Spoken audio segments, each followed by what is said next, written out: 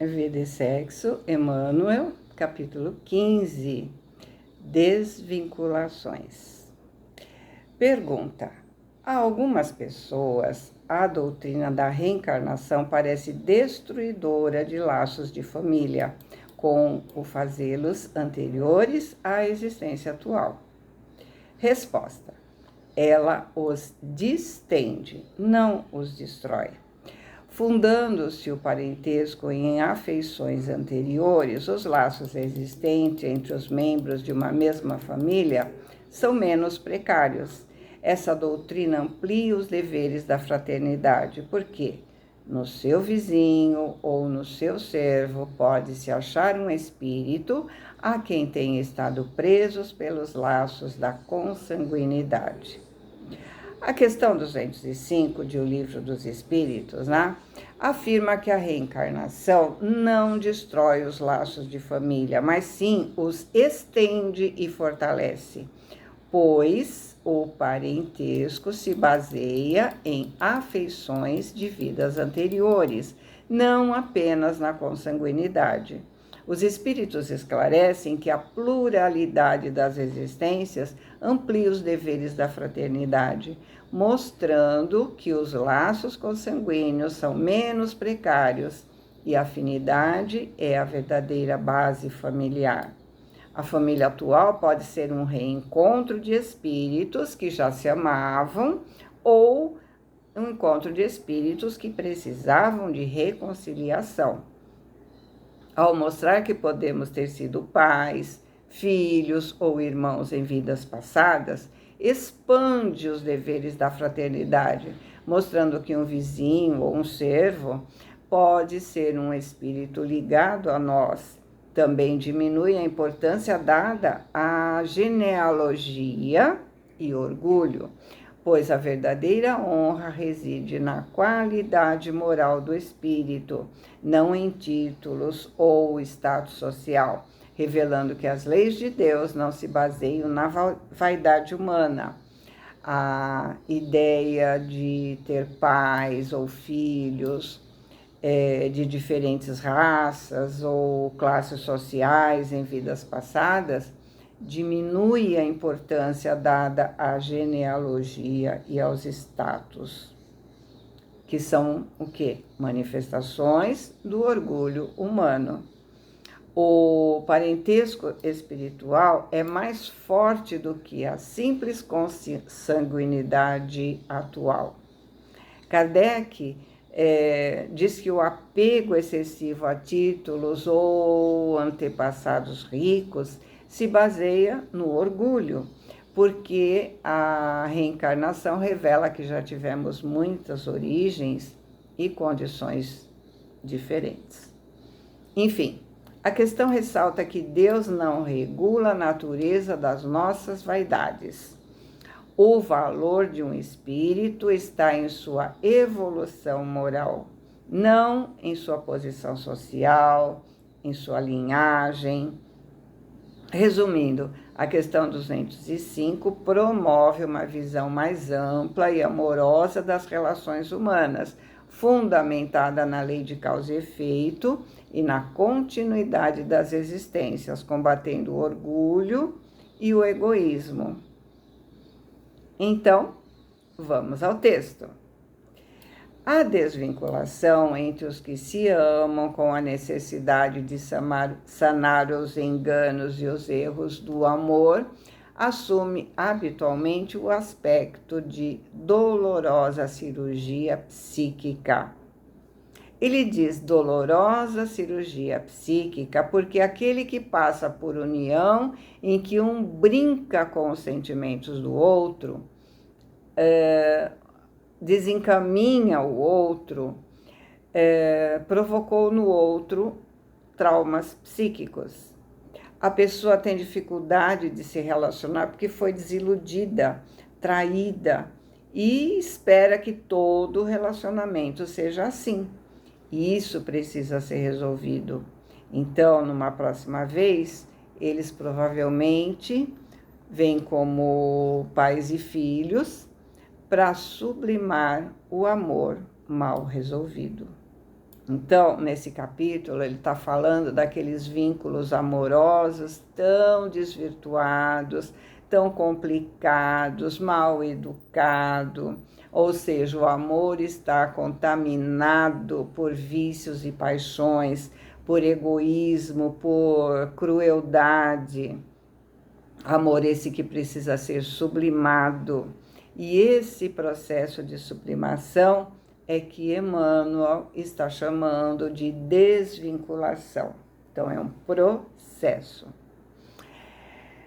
Por semelhante razão, a divina sabedoria concede às criaturas tempo e condições renovadas na preparação gradual do acompanhamento.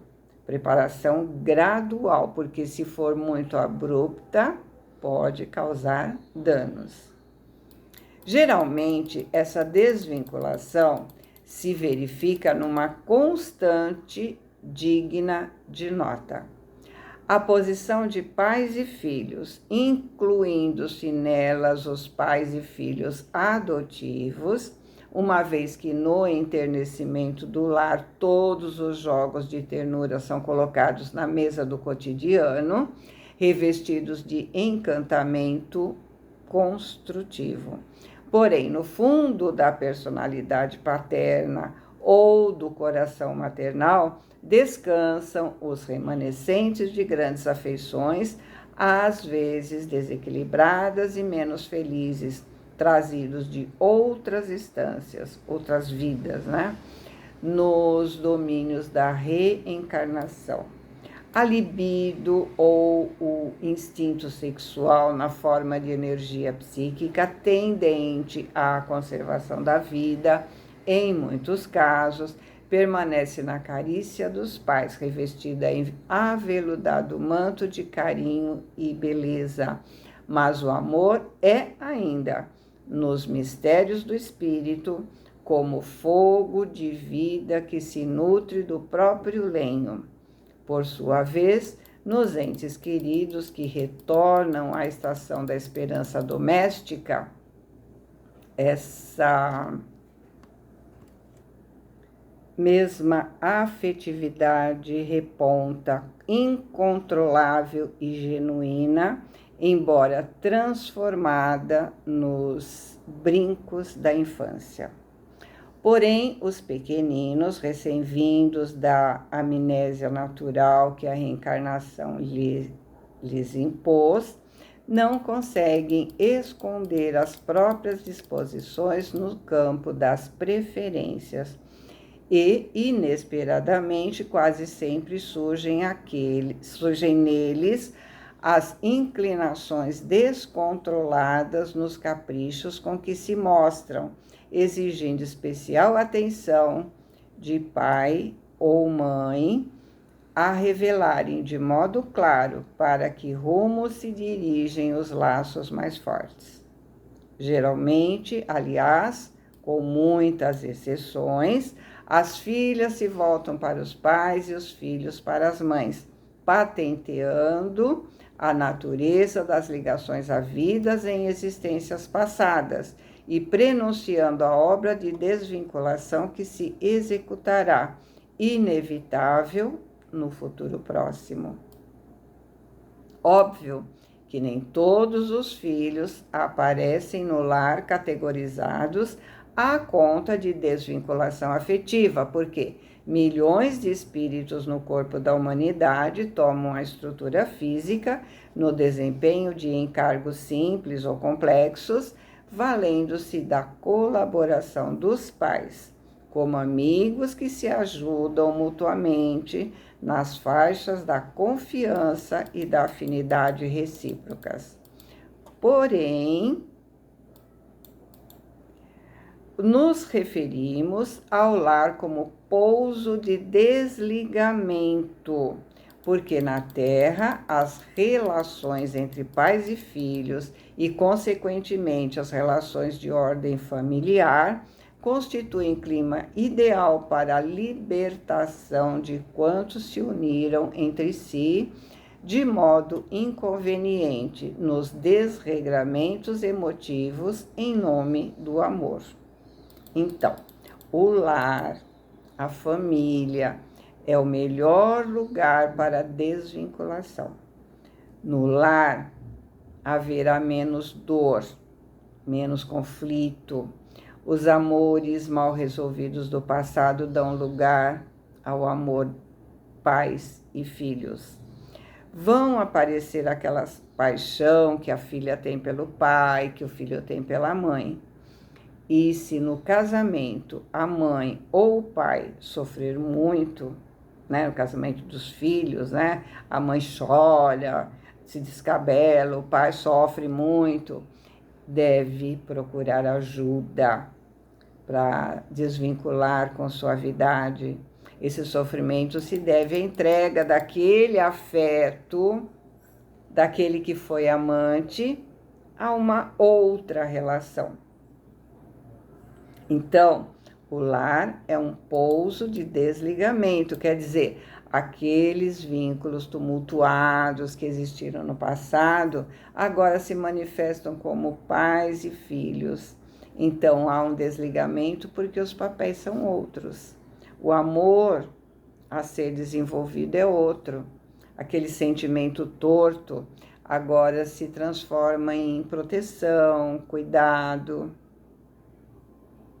E assim que a sabedoria da natureza faculta o reencontro, sob as teias da parentela de quantos se desvairaram em outro tempo, nos desmandos de ordem sexual, reencontro esse que persiste em condições mais íntimas e mais profundas, até que os companheiros do passado, reencarnados na posição de filhos, atingem a juventude na existência nova, elegendo novos parceiros para a sua vida afetiva, diante da presença ou da supervisão dos pais e dos outros familiares, nem sempre satisfeitos ou tranquilos com as escolhas que são obrigados a assistir ou a aprovar pela força das circunstâncias. Então, aqui a gente entende porque o ciúme da mãe com a nora, do pai com o genro, por dificuldade com a desvinculação. Pais que sofrem na entrega das jovens que o lar lhes confiou aos companheiros que as requisitam para as funções necessárias do casamento, quase sempre estão renunciando à companhia de antigas afeições que eles mesmos, no passado, mal conduziram, ao passo que as mães experimentam análogo fenômeno de dilaceração psíquica, em se separando de filhos que lhes recordam, embora inconscientemente, as ligações empolgantes ou menos felizes de tempos que já se foram. E através das lutas e adeuses em família, com a criação de núcleos diferentes da parentela, pela transferência habitual dos filhos, seja a nora e genros ou a tarefa e experiências diferentes das deles, os pais, sempre que respeitem as necessidades e resoluções dos seus filhos, alcançam a vitória sobre si mesmos no rumo da própria emancipação na imortalidade. Então, vamos observar que na época que ele escreveu esse livro, as desvinculações eram através do casamento. Hoje pode ser feita através de intercâmbios culturais, os filhos se casam ou não, mas eles vão morar em outros países, formam umas novas vinculações, desvinculações, né? Esses filhos que vão para outros lugares formam novas vinculações e, ao mesmo tempo, as desvinculações com os pais, né? Então, como ele diz, sempre que respeitem as necessidades e resoluções dos filhos, respeitem as escolhas dos filhos, alcançam a vitória sobre si mesmos. Conseguirão vitória porque vão superar nesse campo determinadas pendências do passado. Boa semana, fiquem com Deus, amo vocês.